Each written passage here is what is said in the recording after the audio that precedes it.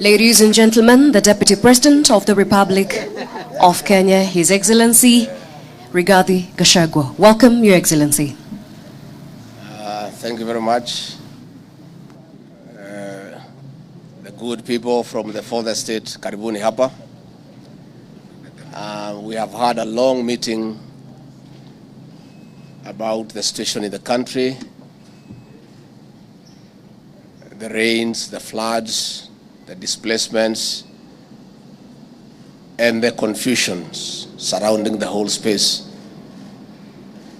Whether there is El Nino or not, whether there is above rain or not, and the whole of that. Maybe before I make the statement on behalf of the team that we have met, with us here, cabinet secretaries, principal secretaries, development partners, humanitarian agencies, and everybody concerned in this space of emergency response.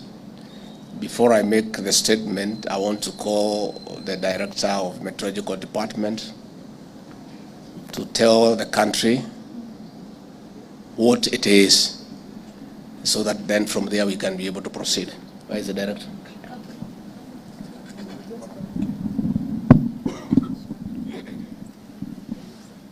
Thank you, Your Excellency.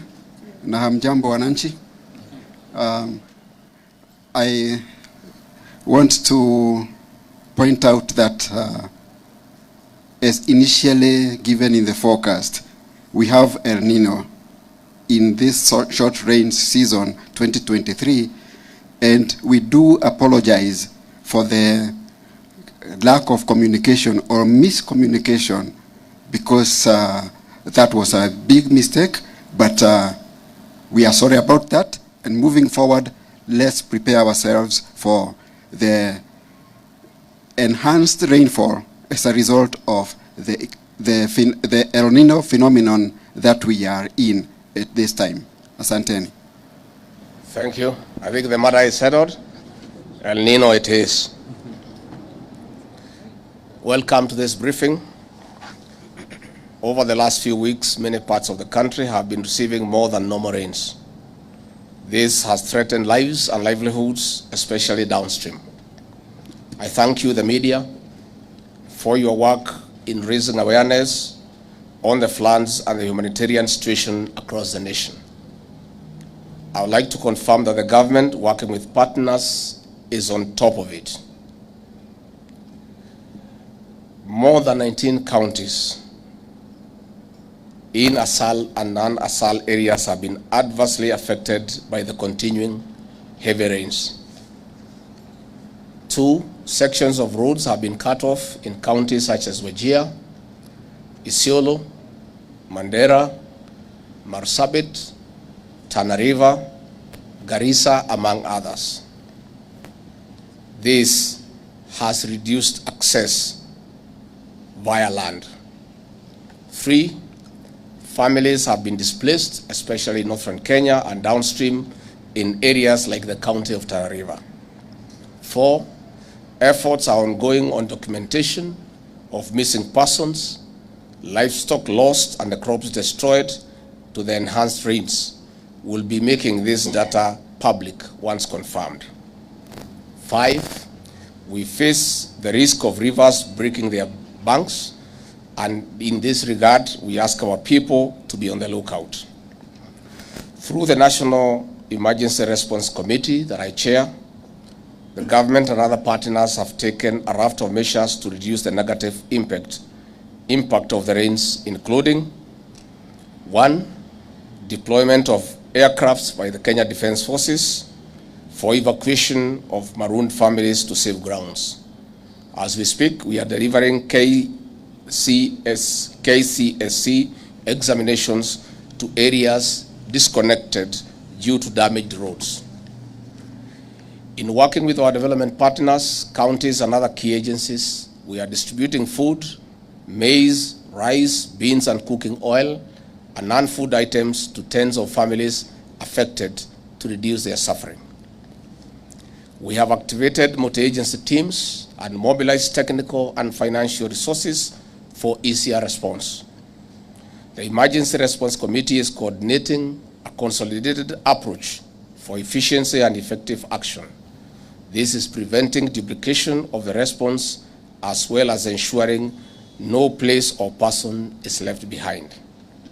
We are also supplying safe and clean water and addressing other sanitation concerns in the various rescue centers.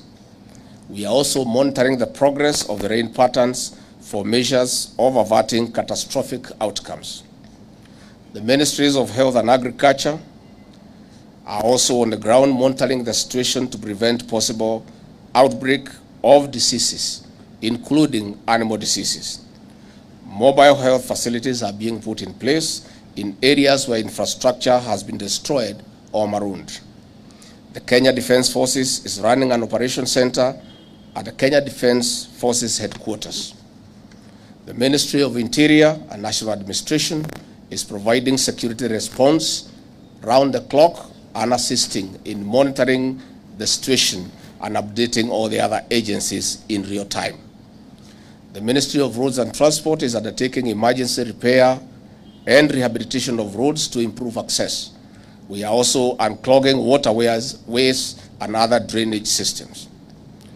With weather projections pointing to a possible prolonged rains up to the first quarter of 2024, we are keen on sharing safety messaging, especially sensitizing of communities living in lowlands and landslide-prone areas to evacuate to safer grounds. We are also sharing distress call numbers with the public to ensure that people can report and ask for swift assistance in case of emergencies. On this note, we'll call upon you, the good people of our media, to work with us in raising awareness on the threats and risks to avert loss of lives and livelihoods. Again, we appeal to our development partners for enhanced financial and logistical support. 2, we also appeal to the private sector to complement the government's interventions by setting aside and dedicating more resources.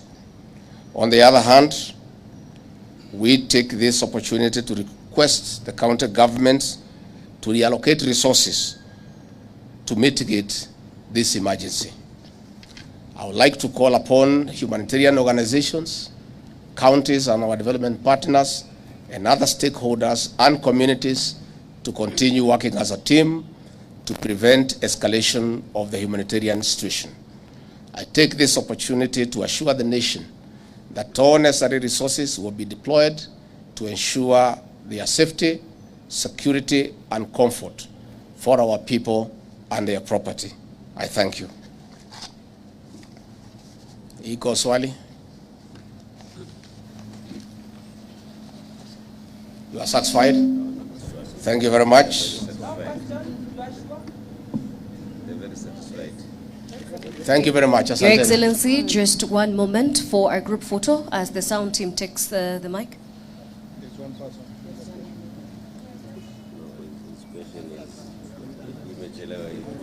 Why? Sorry.